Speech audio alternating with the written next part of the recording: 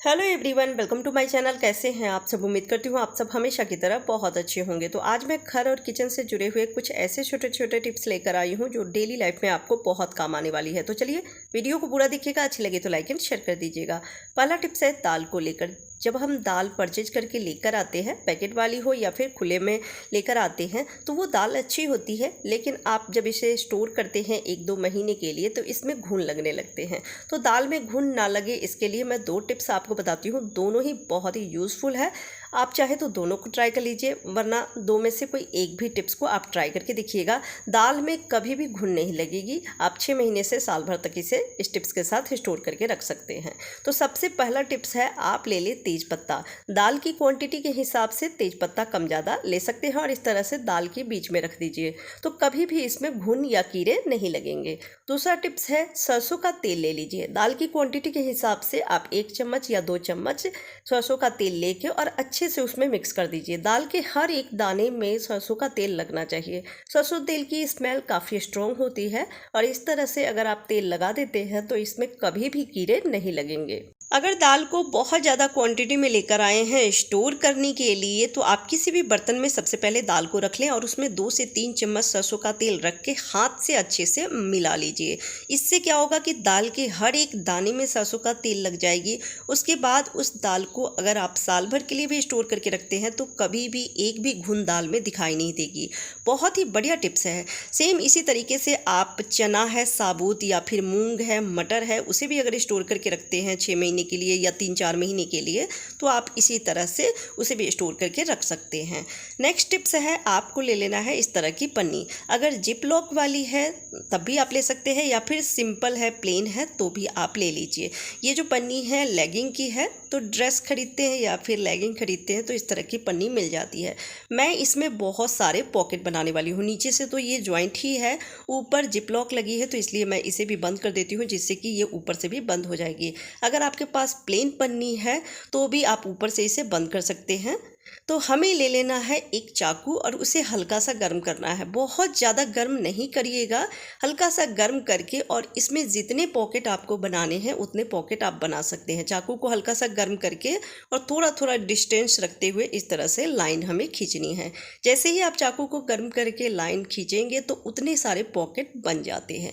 तो मैं कई सारे पॉकेट इसमें बना ली हूँ और अब हमें एक तरफ से इसे ओपन करना है, क्योंकि ऊपर से भी बंद है और ये नीचे की तरफ से भी बंद है, साइड से भी बंद है ये। तो एक तरफ से जब हम इसे कट कर लेंगे तभी हम इसमें छोटी छोटी चीज़ें रख पाएंगे।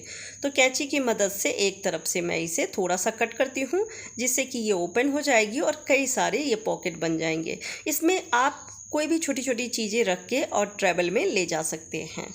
तो इसमें आप मेकअप की चीज़ें रख लीजिए या फिर ब्रश पेस्ट रख सकते हैं। कोई छोटे छोटे ट्यूब होते हैं घाव में लगाने वाली, या फिर अगर कमर में दर्द है तो वो आप रखते हैं। तो ये सारी पाउच इसमें रख सकते हैं, जिससे कि ये मिक्स नहीं होगी, बाकी सामान के बीच में ये बिल्कुल अलग रहेगी। तो देख सकते हैं कितनी सारी पॉकेट बन गई है। तो अब इसमें कुछ भी छोटी छोटी चीज़ें आप रख सकते हैं। जैसे हम फैमिली के साथ ट्रैवल करते हैं कहीं पे, तो कई लोगों के जो ब्रश होते हैं वो साथ में ही रख देते हैं, जो कि अच्छा नहीं रहता है। कई लोगों के मुंह से बदबू आती है, पैरिया की शिकायत रहती है, या फिर खासकर बच्चों की ब्रश हमें बिल्कुल अलग रखना चाहिए, क्योंकि किसी को कुछ ना कुछ प्रॉब्लम्स होती ही है। तो ब्रश कभी भी साथ में नहीं रखना चाहिए। तो अगर आप इस तरह के बना लेते हैं ऑर्गेनाइजर और इसमें ब्रश रखते हैं तो ये बिल्कुल अलग अलग रहती है। तो जितने भी फैमिली पर्सन हैं उतने ब्रश आप अलग अलग रखेंगे। साथ में कोलगेट पेस्ट है उसे भी रख लीजिए, या फिर कोई छोटे छोटे ट्यूब होते हैं बॉडी में अगर पेन हो रही है उसका है, या फिर घाव का है, तो कुछ भी आप छोटे छोटे सामान इसमें रख सकते हैं। और रखने के बाद इसे इस तरह से रोल कर लीजिए, और कोई इलास्टिक वाली रबड़ है तो वो लगा सकते हैं। तो इससे ये एक तरफ सामान रहती है। जैसे बैग में हम बाकी सामान के बीच में जब रख देते हैं तो ब्रश मिलती भी नहीं है और सारे ही ब्रश मिक्स हो जाते हैं, तो वो अनहाइजीनिक लगता है। तो इस तरह से घर पर ही ऑर्गेनाइजर बना लीजिए और जितने भी फैमिली मेम्बर हैं उनकी ब्रश को अलग रख सकते हैं, छोटे छोटे ट्यूब भी रख सकते हैं। नेक्स्ट टिप्स है, जब हम रबर बैंड लेकर आते हैं, नई रहती है तब तो देखने में अच्छा लगता है, लेकिन जब इसे यूज़ करते हैं तो ये लूज़ हो जाती है इसकी इलास्टिक, और देखने में अच्छा नहीं लगता है। कई बार तो हम इसे फेंक भी देते हैं या फिर यूज़ नहीं करते हैं, फिर नई खरीद कर लेकर आते हैं। तो आप देख सकते हैं जब नई रहती है तो इस तरह की इसकी इलास्टिक रहती है। तो आज मैं एक बहुत ही बढ़िया कमाल का आइडिया बताने वाली हूँ, जिससे कि मोटी वाली रबर हो या फिर इस तरह से पतली वाली रबर हो, इसे आप बिल्कुल नए जैसी कर सकते हैं। ये बिल्कुल नए जैसी हो जाएगी इसकी इलास्टिक, फिर आप इसे यूज़ कर पाएंगे। तो आपको ले लेना है एक बर्तन, और जितना भी रबड़ है जिसकी इलास्टिक लूज़ हो गई है तो उसको इस तरह से आपको रख देना है। मोटी वाली है तो मोटी वाली भी रख दीजिए, और इस तरह से पतली वाली है, छोटी छोटी है, तो वो भी रख दीजिए। और अब रखना है खौलता हुआ पानी, यानी कि बहुत ज़्यादा गर्म पानी आपको लेना है और इसमें रख देना है। इतना पानी रखिएगा जिससे कि ये रबड़ जो है डिप हो सके और ये ऊपर ना आ जाए। इसके लिए आप स्पून भी रख सकते हैं या फिर ऐसे ही इसे छोड़ दीजिए। 10 से 15 मिनट के लिए आप इसे छोड़ दीजिए, या फिर पानी बिल्कुल ठंडी हो जाए इतनी देर के लिए इसे रहने दीजिए। उसके बाद जब आप निकालेंगे तो आप देखेंगे उसकी इलास्टिक सिकुड़ जाती है और पहले जैसी शेप में आ जाती है। फिर आप इसे यूज़ कर पाएंगे। तो इससे पैसे की भी बचत होती है और आपका सामान यूज़ भी हो जाता है। नेक्स्ट आइडिया है स्विच बोर्ड की क्लीनिंग को लेकर। घर में काफ़ी सारे स्विच बोर्ड होते हैं जो कि गंदे होते रहते हैं, और उसकी भी समय समय पे हमें क्लीनिंग करनी चाहिए, नहीं तो काफ़ी हद तक गंदी हो जाती है और फिर साफ़ नहीं होता है। कई बार घर में छोटे बच्चे हैं तो पेन से, स्केच से या फिर पेंसिल से उस पर लिख देते हैं, जो कि देखने में अच्छा नहीं लगता है। या फिर किचन का स्विच बोर्ड है जिस पे चिकनाई बैठ जाती है, जैसे बर्तनों पे हो जाती है घी ऑयल की, वैसे ही स्विच बोर्ड पे भी। तो इसे क्लीन करने का बहुत ही आसान तरीका बता रही हूँ।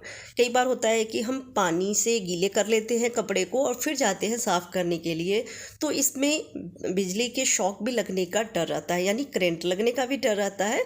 लेकिन इस टिप से आपको करंट भी नहीं लगेगी और बहुत ही आसानी से फटाफट स्विच बोर्ड क्लीन हो जाती है। तो आपको ले लेना है नारियल का तेल। अगर बहुत ज़्यादा गंदा है तो इस तरह से थोड़े थोड़े ऑयल को इस पर रख लेना है, और नहीं तो आप ले लीजिए कॉटन, थोड़ा सा कॉटन बॉल ले लेना है और उस पर नारियल का तेल थोड़ा सा रख के और आप इसे क्लीन कर लीजिए। आप देखेंगे चाहे कितना भी गंदा हो आसानी से क्लीन हो जाती है। अगर बहुत गंदा है तो 2 से 3 बार आप कॉटन को चेंज कर लीजिए। लेकिन क्लीन करने से पहले आप मेन स्विच ज़रूर बंद कर दें, जिससे कि इसमें बिजली ना रहे, क्योंकि सावधानी बरतना ज़रूरी है। जब हम क्लीन करते हैं तो हमें जो मेन स्विच होता है, बिजली जहाँ से आती है, उसे बंद कर देना चाहिए। तो यानी एमसीबी डाउन कर दीजिए और उसके बाद ही क्लीन कीजिए। सावधानी बरतना बहुत ज़रूरी है। अगर आपके पास कॉटन नहीं है तो कोई कॉटन का कपड़ा भी ले सकते हैं, छोटे छोटे 2 से 3 टुकड़े कर लीजिए, जिससे कि आप उसे कई बार क्लीन कर सकते हैं। और इस टिप्स के साथ जब आप क्लीनिंग करते हैं तो घर के सारे स्विच बोर्ड बिल्कुल नए जैसे हो जाएंगे, चमक उठते हैं। बहुत ही बढ़िया टिप्स है, आप ज़रूर इस तरीके से क्लीन करके देखिएगा। तो मैं एक बार तो इसे क्लीन कर ली हूँ, अब दोबारा मैं कॉटन को चेंज करूँगी। तो 2 से 3 बार आपको कॉटन को चेंज करना है, या फिर कपड़ा है तो कपड़ा ही ले लीजिए, जिससे कि अच्छे से साफ़ हो जाती है।